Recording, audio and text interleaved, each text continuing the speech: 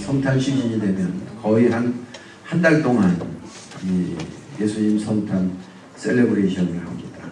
그리고 오늘 저녁 24일 날 밤이 그 파티의 셀레브레이션의 축제의 피크가 됩니다. 그래서 지금 베들레헴은 팔레스타인 영에 속해 있습니다.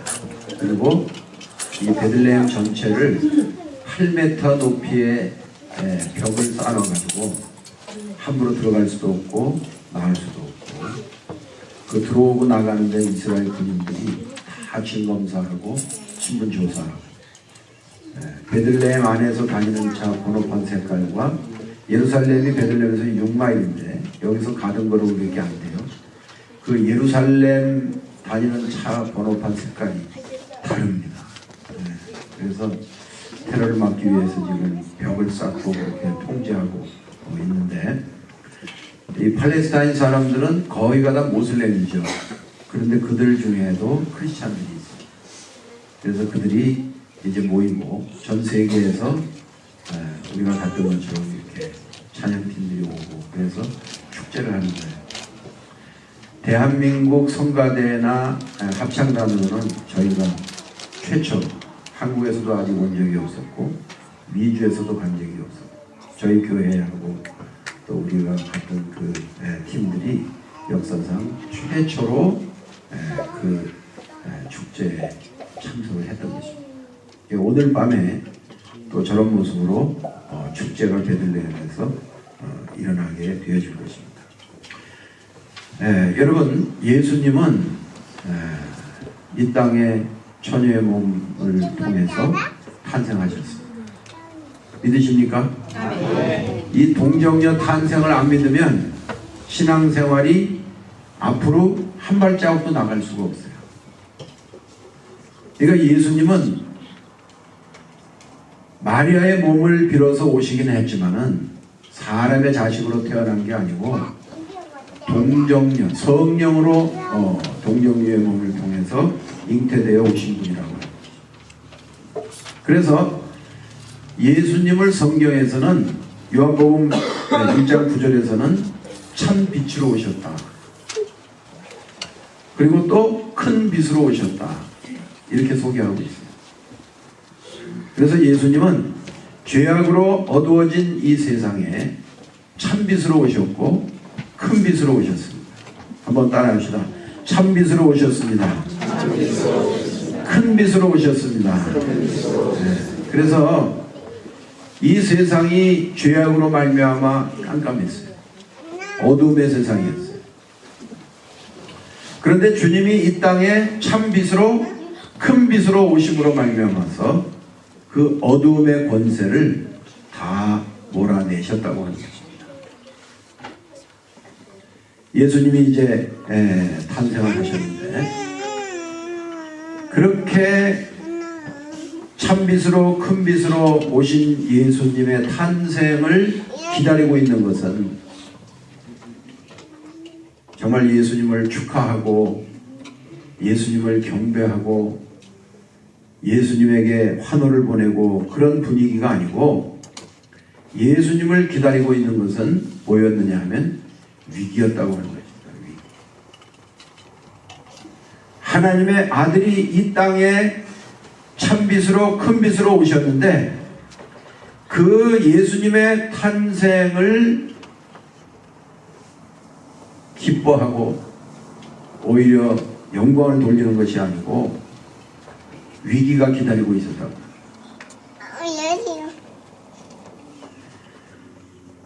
그래서 헤롯 왕이 베들레헴뿐만 아니고 모든 이스라엘에 있는 어린아이들, 특히 2살 이하의 사내 아이들을 모두 죽이라고 명령을 내렸습니다.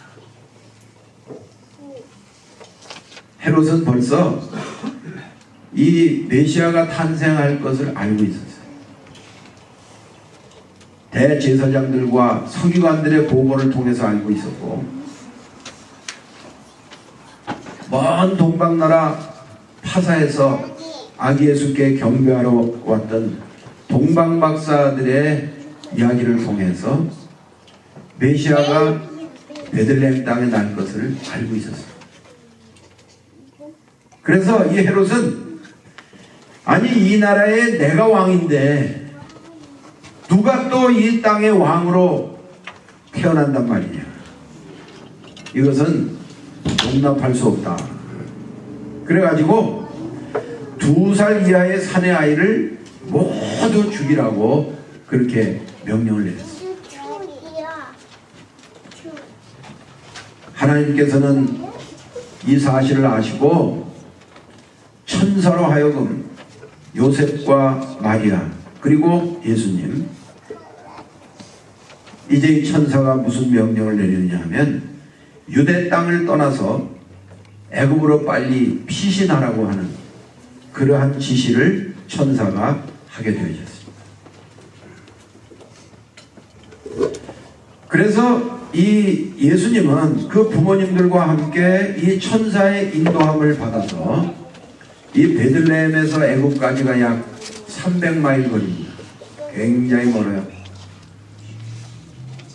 여러분 300마일이면 한 500km 되는 거 아닙니까? 굉장히 먼 길입니다. 그렇게 먼 애굽으로 예수님은 부모님들과 함께 피신을 했다고 합니다.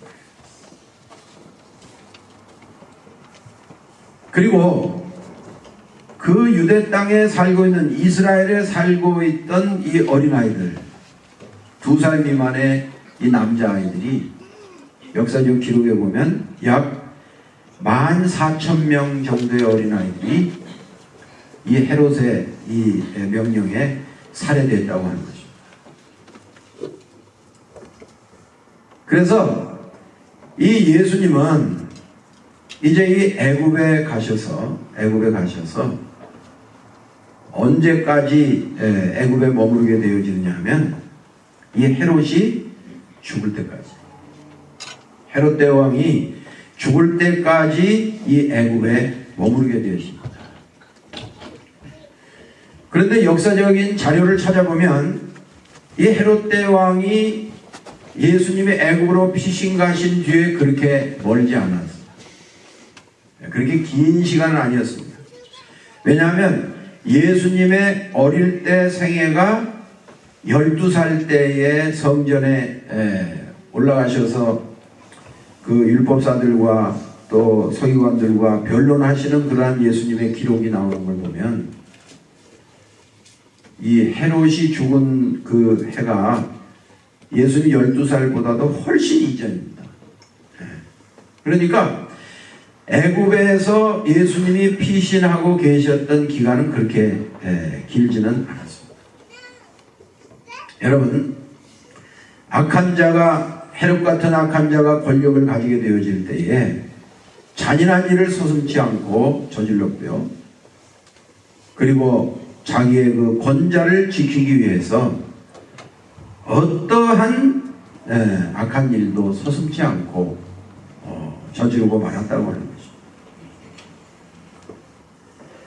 그러나 저와 여러분들이 두려워하지 말 것은 어떠한 악인의 영향력 앞에서도 하나님은 살아계셔서 그 악한 자의 승리를 잠시뿐으로 만들고 하신다고 합니다. 왜냐하면 이 헤롯 대왕이 그렇게 오랜 시간 통치하지를 못했습니다. 그리고 저가 바로 죽고 말았어요.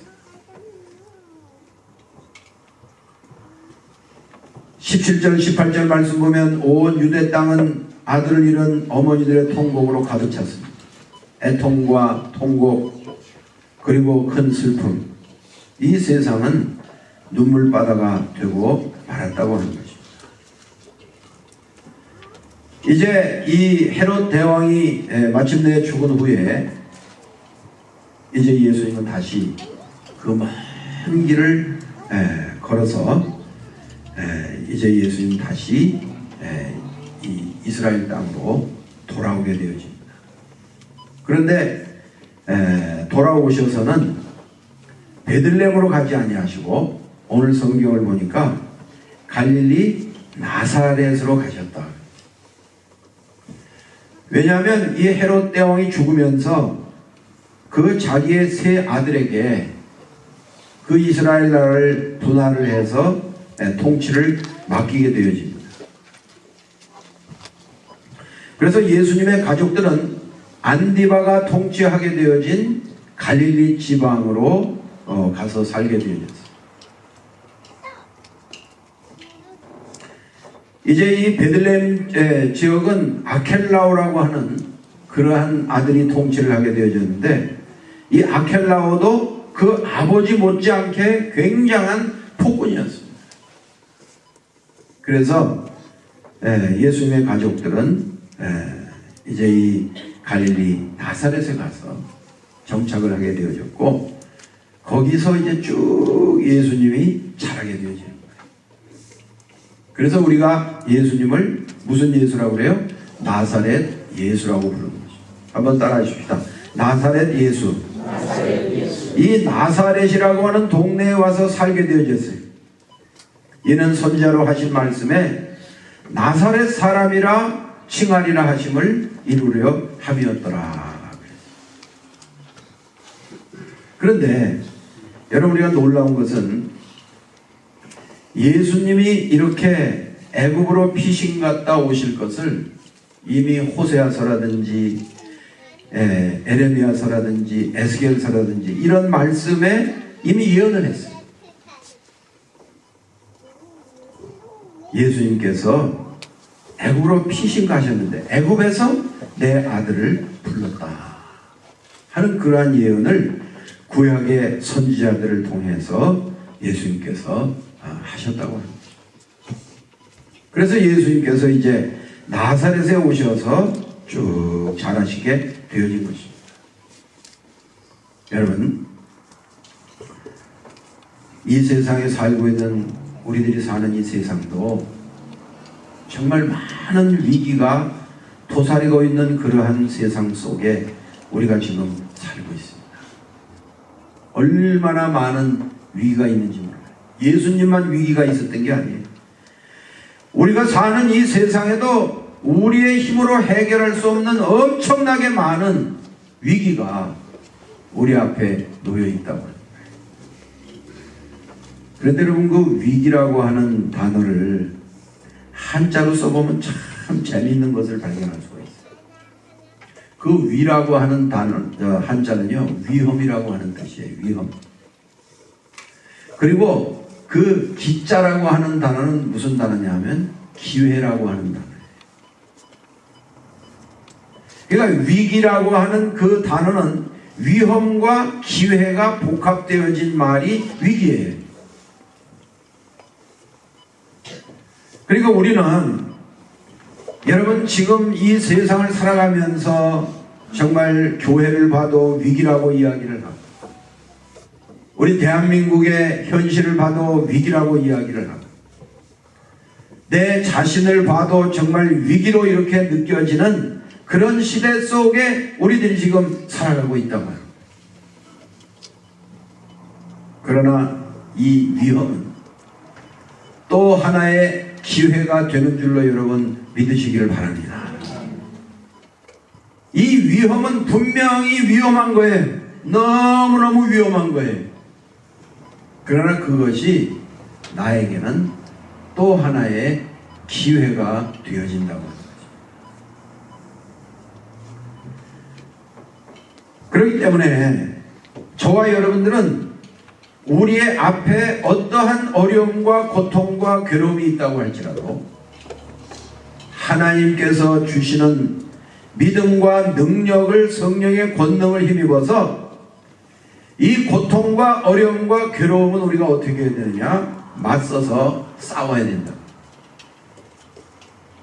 예수 믿는 사람이라고 어려움이 다가오지 않습니까?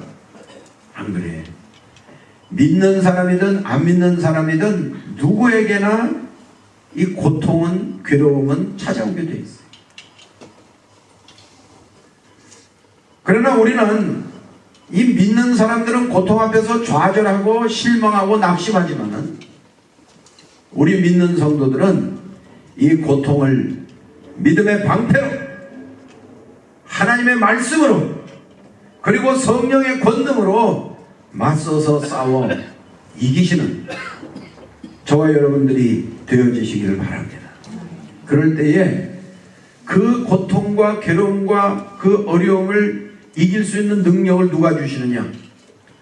하나님께서 우리에게 그 능력을 주신다고 하는 거예요. 그리고 이 세상은 죄가 만연한 세상입니다. 여러분, 죄와는 싸우려고 하지 말고 죄는 어떻게 해야 돼요? 피해야 돼요. 고통은 맞서 싸워 이겨야 되고 죄의 자리는 피해야 된다. 죄의 자리에 그냥 있으면서 주여 시험에 들지 않게 해 주시옵소서, 죄를 이기게 해 주시옵소서, 이거 안 된다. 요셉이 보디발 장군이 지금 나라 일로 굉장히 바빠서 집에도 잘 못 들어오고, 그러니까 그 와이프가 자꾸 죄 짓자고 윙크를 하고 눈짓을 보내고 뭐 멜호의를 다 베풀었어. 그래도 요셉이 넘어오질 않으니까 그냥 육탄으로 그냥 공격을 했어. 그때 요셉이 주여 시험에 들지 않게 해주시옵소서, 그런 게 아니고 그 자리를 박차고 어떻게 했어요? 자리를 떠났다. 그러니까 고통과 괴로움과 이 어려움은 맞서서 싸워서 정말 주님이 주시는 능력으로 싸워서 이겨야 되고 죄의 자리는 피해. 이런 믿음을 가지고 살면 항상 위험은 기회가 되는 줄로 여러분 믿으시기를 바랍니다. 여러분, 어떤 위험 속에 있습니까? 경제적인 위험 속에 있습니까? 항상 우리는 위기는 기회예요. 제가 18년 전에 부목을 하다가 길바닥으로 쫓겨났잖아요. 얼마나 위험합니까? 그 어린 것 지금 철 없는 것 셋을 데리고 길바닥에 나앉았는데 돈도 한 푼 없고 정말 눈물 나더라고요. 그런데 그 위기가 기회가 돼가지고 이 큰빛교회를 개척하게 돼요. 그래서 우리 이 감리교회가 이 애나임에 세워진 거예요. 저는 요즘에 가만히 그런 생각을 해봐요. 이 오렌지 카운티에 큰빛교회가 없었으면 어떡할 뻔했나, 그런 생각. 여러분도 그렇게 생각하십니까? 아멘? 네, 할렐루야. 아멘이 좀 시원찮네. 저는 그렇게 생각해요. 야, 그때 그 위기, 아무것도 없는 그 위기 속에 그게 기회가 돼서 하나님의 교회가 개척되어지고 목회할 수 있도록 하나님 인도해 주신 걸 생각할 때 얼마나 감사한지 모릅니다. 여러분, 예수님의 생애는 호적하러 왔다가 베들레헴에서 예수님을 낳았습니다. 그리고 예수님은 며칠 지난 후에 예루살렘에 올라가서 할례를 받았습니다. 그리고 다시 베들레헴으로 돌아와서 동방박사들의 경배를 받게 되어집니다. 그리고 예수님은 헤롯의 박해를 피해서 애굽으로 피신을 하게 되죠. 그리고 헤롯이 죽은 후에 나사렛, 갈릴리 나사렛으로 돌아오셔가지고 거기에서 예수님이 성장을 하게 되어진다고 하는 것입니다. 여러분, 예수님은 하나님의 아들이세요. 하나님의 아들이 사람의 몸을 입고 이 땅에 참빛으로 큰 빛으로 오신 분이에요. 그런데 그분의 생애는 탄생부터 십자가에 달려 죽으실 때까지 예수님의 삶 속에는 위험이 한 시간도 떠날 날이 없었다고 하는 것입니다. 그렇지만 정말 예수님의 생애는 하나님이 붙잡아 주셨고 하나님이 함께 하셨고 하나님의 뜻을 예수님의 삶과 사역을 통해서 이루셨다고 하는 것입니다. 여러분, 이 세상은 위험한 세상입니다. 너무너무 위험한 세상. 이 위험한 세상 우리가 살고 있지만은 하나님께서 예수님을 붙잡아 주셔서 이 예수님의 생애와 삶을 통해서 하나님의 뜻을 이루셨던 것처럼 저와 여러분들의 삶을 권능의 오른팔로 붙잡아 주셔서 우리의 삶을 인도해 주시고 우리의 삶을 지켜주시고 우리의 삶을 통해서 하나님의 크신 뜻이 이루어지는 복된 삶을 살아가시는 저와 여러분들 다 되어지시기를 주님의 이름으로 축원합니다. 이번 성탄에 이 성탄의 기쁜 이 소식이 저와 여러분들의 모든 심령 속에 가정 속에 그리고 주위의 모든 사람들 특별히 배고프고 춥고 가난한 사람들에게까지도 이 성탄의 기쁜 소식이 증거되어지는 2017년도 성탄절이 되어지시기를 주님의 이름으로 축원합니다. 기도하시겠습니다.